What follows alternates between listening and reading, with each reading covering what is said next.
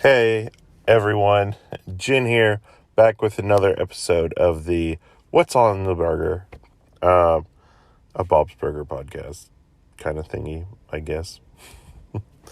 Um, so let's get into this. Anyway, this episode is episode 3. This one is called The Sacred Cow, and we have the same opening as we always have, but we have this one where basically the big event that's going to happen in this episode, that Bob is going to sell the 100,000th burger that they had,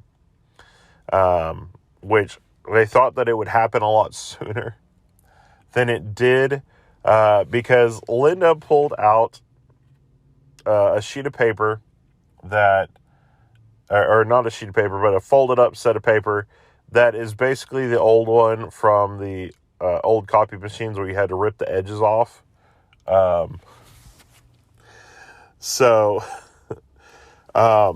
This makes me think, though, because for a while, anybody that listens to this and listens to the main podcast or whatever, and when we talk about manga, and one of my favorite places to actually buy manga from is Right Stuff.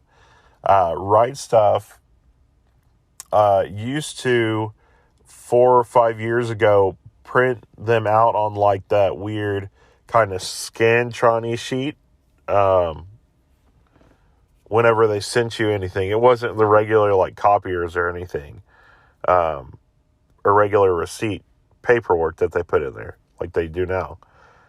So I had stuff like that I went through and actually pulled out and threw away and everything else, actually pretty recently, because I found it somewhere. I was like, oh my gosh, these are like all my old receipts and stuff. So it's kind of funny just still knowing that there's companies that probably still use those, even though they're probably really outdated. So for this episode, when Lynn had that, it's kind of a little bit of a throwback for me with that stuff. So we also have where Bob puts out a sign promoting that this 100,000 burger is going to happen. And then at that point, we have a guy that's a film producer, critic guy for documentaries, and is really just out to get Bob at this point. For whatever reason, he's really just trying to, ruin Bob's day, which his name is Randy Watkins. And Randy is basically trying to be like an animal activist, kind of sort of, meat is murder and, other things like that. I don't know if we ever see Randy or anybody else actually on his crew actually eat meat or anything else. I don't think we see them eat food at all. But we do have where he brings out this quote-unquote cow that he has dubbed and named Melissa, and has glued a wig to Melissa. It's a blonde wig, everything else. Then with this episode, we do get part of the first thing. We have a couple that comes up and talks about the cow and everything, that are the owners of a petting zoo. I don't even really know, because I don't really see like petting zoos as a thing very much anymore, unless it's like at a fair. So I haven't seen that in a while. So it's a little weird that it's like theirs is kind of like in a random like a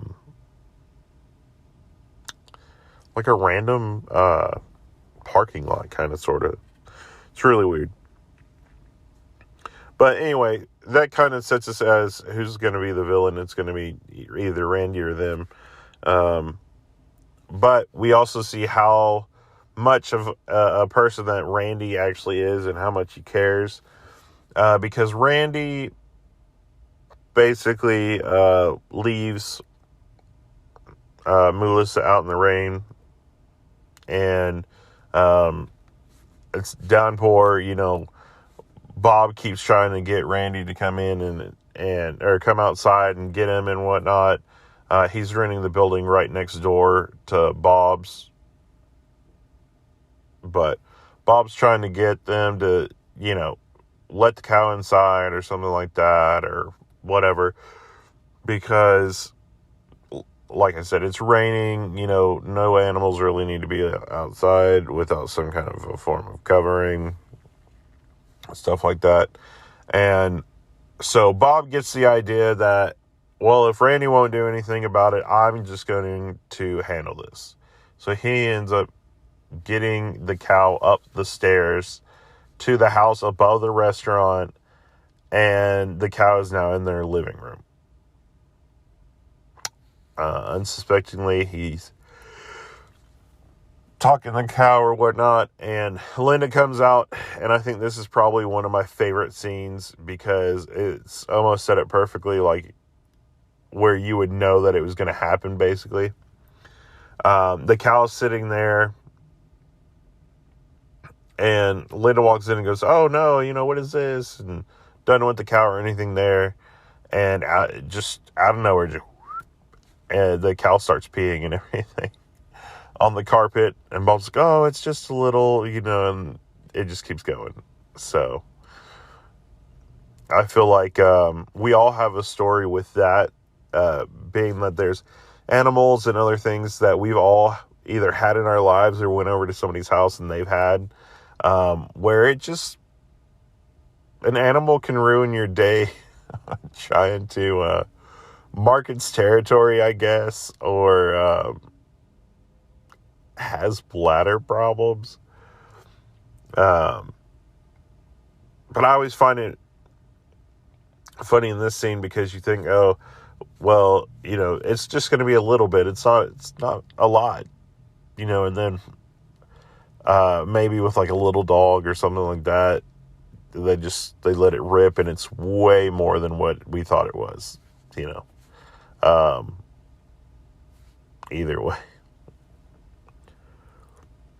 But Bob has dreams about Melissa too. That's another reason why he let her into the house, that basically he was this big cow murderer and was going to stand trial for it and all this other stuff like that. So it really got him on the fence and got him scared about doing anything with this and trying not to really cook too much. I think he let Lynn cover more of the grill during this time, just because it kind of like freaked him out, like he actually like fed into it where he thought he was like a murderer of it. So, but we also find out some other weird stuff about this as well. We find out that for Randy to be such a good animal activist, he really doesn't know very much, especially when it comes down to he had this cow, and it's not a cow. If you've seen this episode, I think this is probably, if you're listening to the audio for it or whatever, then it's really good, but you find out something pretty weird about it, which really sets the rest of the episode, I think, to a certain tone of it. So we find out the kids are sitting there, and Randy makes this comment like, "Oh, I'm going to milk that udder," or do this, or something like that. And keeps talking about how this cow has an udder in between. Jean, Tina, Louise, and Bob, who is still standing over by Randy, are looking kind of sort of at this cow, air quotation marks. Let me throw that up there for you. That it is actually a steer, a bull, whatever you want to call it. Basically, it's a male cow. So I'm not sure where Randy found the cow or anything else like that. I just know that it's fairly bad. Because how is somebody going to try and fight and talk about all that stuff and they don't know that? So, and then we get this kind of weird spot where there's a lot of puns that happen with this. And he's like, oh, we milked that cow or whatever. And it's just really weird. I don't know what else to say about that. Because Randy is such a weird guy when it comes to that. But it does make me think of, there was a video that I saw on TikTok where the guy is saying, basically, he's so alpha that he drinks bull milk. And so I was sitting there watching this episode again to do it for the podcast and review it for y'all and everything. And that popped in my head, and I was like, oh, God, Randy is like that guy, just not altogether there smart enough to know, hey, you probably just really fucked up on what you said or did. So, yeah, I don't know. But we do have that. We do have where Bob brings Melissa into the household and everything. And Lynn just hates it. Louise is playing jokes on Tina with subliminal poo. She'll sit there and, put something out and it'll look like a certain sign. And so she's giving that to Tina. And that almost reminds me a little bit of Frankenweenie, the animated movie, not the original one that was in black and white and everything. Just because that one really has the whole thing of, hey, my cat takes poo in the form of letters and they're subliminally, they mean something. So I feel like that's kind of how this cow poop is supposed to be coming off as, but they're more like emojis. So it's just weird. But Linda is completely tired of this cow being in the house. She puts a mattress down, she puts socks on the cow, and she just pushes them. And they go down the stairs. She puts them back outside. Bob's really upset about this, which we don't exactly know if it's because of the beef thing still or how the cow bull was being treated by the person doing the documentary series.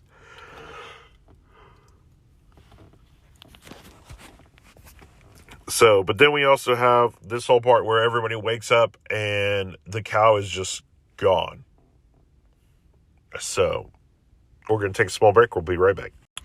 All right, guys, we are back with episode 3, The Sacred Cow of Bob's Burgers.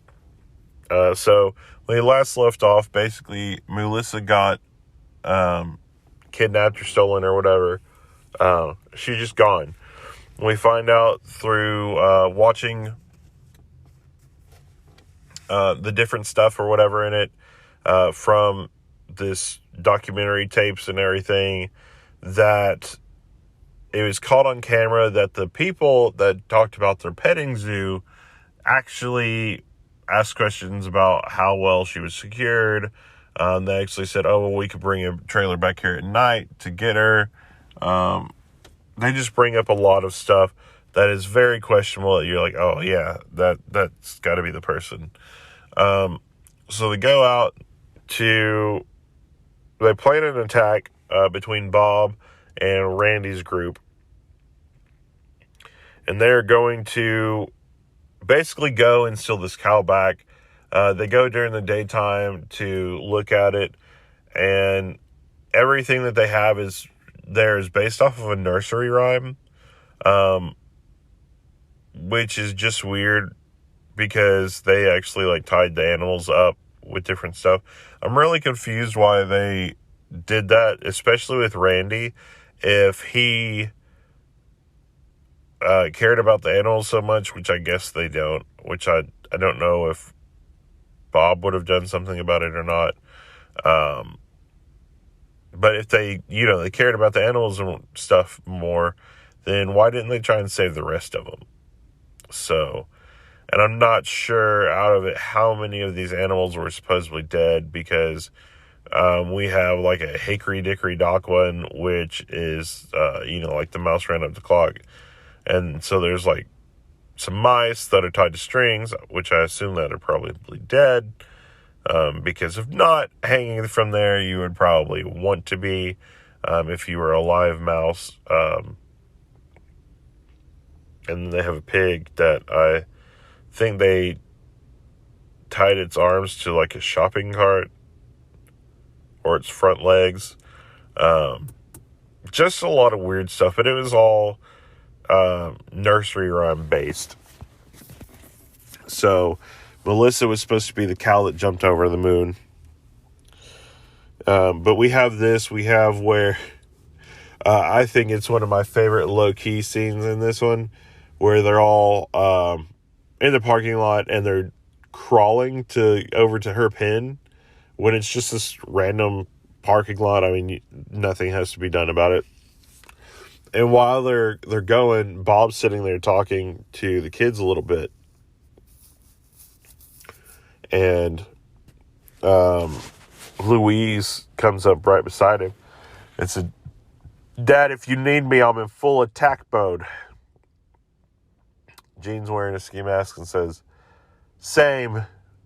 I'm ready to attack. I have a hunger for blood," and he says something else. I can't remember what it was. But you're kind of like, what? But I mean, this is another part that I feel like kind of is in a lot of people's lives too. I mean, just think about it. I mean, we have a whole show dedicated to it, which is, kids say the darndest things or whatever. Kids will say things that are a little off-putting about random stuff sometimes that we don't always know. Or random things that we wouldn't know. Like right in the middle of dinner saying something or revealing something that you were like, oh gosh, no, that was private. The rest of the family should have known that, or doesn't need to know that, or something to that extent, We also, just have things like that.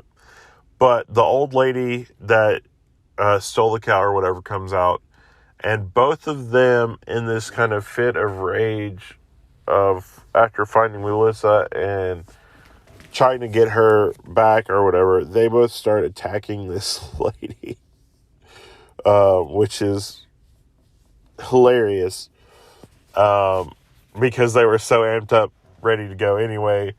And I don't think they ever did anything. I kept thinking, oh, well, they could do something because the kids attacked them, but I guess not. Maybe it's because they didn't want to be accused of being thieves. But they get back to the thing. They have this truck with the countdown on it, because Bob is supposed to be making the decision whether Melissa is ground into meat, or if Melissa basically gets to go back and live in a pasture and all this other stuff, supposedly. I'm sure we all know that that's probably a lie, but the clock counts down while he's sitting there waiting to make his decision and everything. Then you have her start kind of walking away from people, or walking away from them, and a car comes up and almost hits her, and we get kind of this little weird scene that I feel like the car doesn't hit her, but Melissa dies of like shock of a heart attack or whatever, of the fear of probably being hit. So it's actually kind of a weird thing, like with that, that this happened.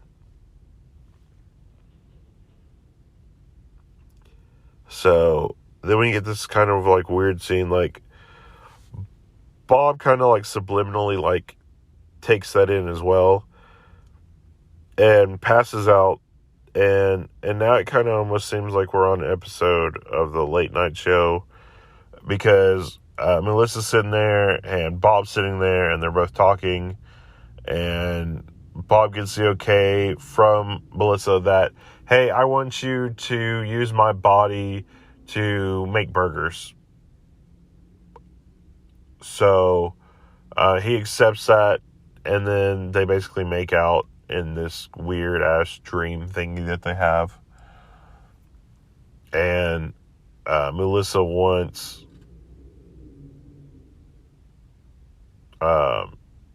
that, basically. And we have even more where they talk about that it's a steer, not a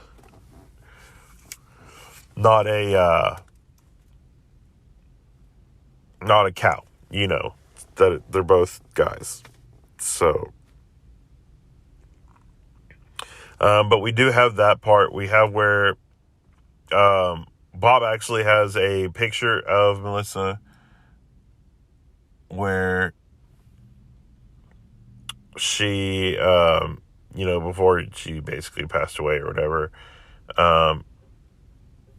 And he also has his kind of like celebration of their 100,000th burger. Because, obviously he made the burger out of Melissa. And then we get the kind of weird name, which I don't think I caught this one before, but his burger of the day is Rest in Peas. And it's served on the side with snap peas and baby carrots, I think is what it was. So, Rest in Peas. That is kind of what this episode, I feel like, is, because we kind of go through the whole thing of having a pet and the pet dying and it getting turned into a delicious hamburger. So, who knows? But this is just kind of one of those episodes. I think this is one that always sticks out to me, just because it is like this love for a cow. And you don't see a lot of shows that do that unless it is based on a farm. But it's just pretty wild and crazy, I guess, for kind of all this stuff to happen like that whenever you have, animals and things like that. You have to worry about, oh, well, here's all this stuff. And some people go in half-cocked about it and what things mean and other stuff like that. So, I don't know. But, hey, I hope you'll check out this episode. Let me know what you think about it. I know this one is probably a little rambly if you made it all the way to the end. But it's just a weird episode. I don't know what else to tell you about it, besides like all the good parts that we can pull out of how maybe Bob's Burgers is a little bit, every episode is a little bit of our representation of our childhood. So anyway, I will catch y'all later. Thanks for listening. See you next Tuesday. Bye.